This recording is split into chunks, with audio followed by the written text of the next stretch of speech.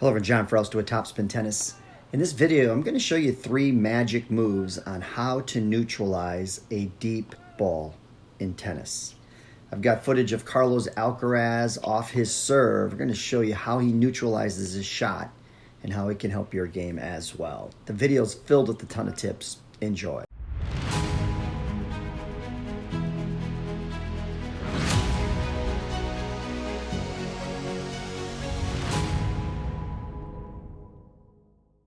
All right, before we get started, I got to give a shout out to Slow Mo Tennis Pro.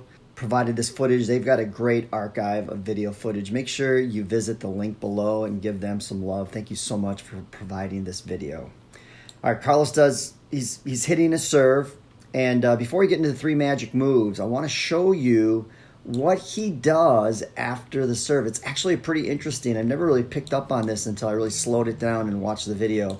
The other thing too is a lot of you who have been subscribing to the channel asked if I could do some different angles. So I did a multi-angle here off a similar shot so that you can see some of the similarities and the little intricacies involved with this shot. But so Carlos does a great job. Look at that launch angle going out into the court. Lands in the court, but what I want you to watch is over here in this video.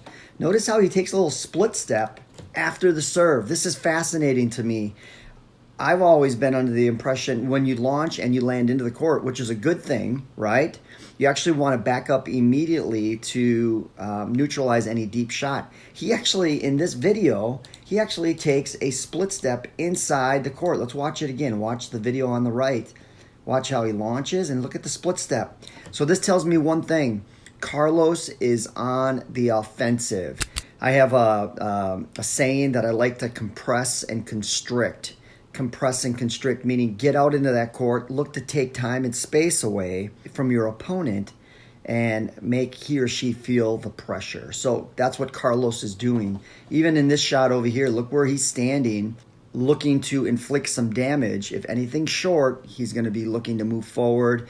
We all know that he's phenomenal with his drop shot, so he's just always keeping his opponents guessing. So what happens if we cannot attack off this shot, right? Here's magic move number 1. If you have a deep return, and look at where this ball lands. Look at where they're landing. Check out where the ball lands here in this video. Come over here and show you where it lands. It almost lands on the baseline here in this video. What you have to do is you have to immediately absorb and back up. That's magic move number 1. Rafael Nadal often said, because he hits this shot, and there's some of you out there that think, oh, the pros step into every shot. They do not. There's a lot of shots that are hit with depth. Why would you want to step into something when you're going to be getting it at your shoelaces? Nadal would say, he goes, you know, think of it as like a boxer. Why would I step into someone who's going to try to knock me out? So like in boxing, you got to learn how to defend as well. And that's what Carlos is doing in this video. I mean, the return is hit deep. So what does he immediately do? He begins moving back. One little nugget here that I want you to see. Check out the differences here in the tracking. So notice in this video here how he's tracking with that racket head out in front. He's doing the same thing here, but watch this. When the ball bounces, just before it bounces, right? Look at his hands. They're still on the racket head here. Here he is separated. I need some help here on this. Why is he doing this? I feel like the video on the right, we're seeing more and more pros who are letting go of that non-hitting hand earlier. And I believe it's just efficiency of movement and technique. But I'd be interested in your thoughts. Why would in one video on the left, is he still tracking? And look where that ball is. It's almost hitting the baseline. And the video on the right, he's released that non-hitting hand. So I think this is where I really need your input. I've told you with this channel, it's not about me knowing everything. It's just me sharing my knowledge, but then learning from you. So please do that. All right, magic move number 2 is while you're backing up, you want to attack the air above the net. So watch this. Let's check out the angle of that ball after contact. Same here. Check out the angle here. It's almost like they meet on this video, but watch the backing up. Ball bounces, they attack, and look at that launching of the ball. Watch the ball as it launches.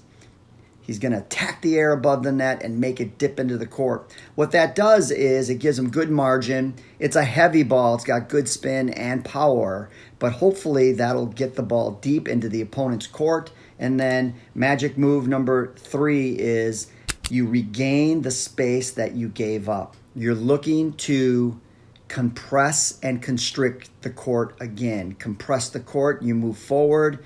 Carlos always, watching both videos, after he hits, he progresses forward and looks to take time and space away. He wants to constrict his opponent's play. All right, so I hope you enjoyed this. It's a lot of information. One thing to keep in mind, 80% of the people that watch these videos are not subscribers to the channel, so please subscribe to the channel. Hit a like button, hit that notification bell, make sure you leave some comments. Thank you so much. Have a great day.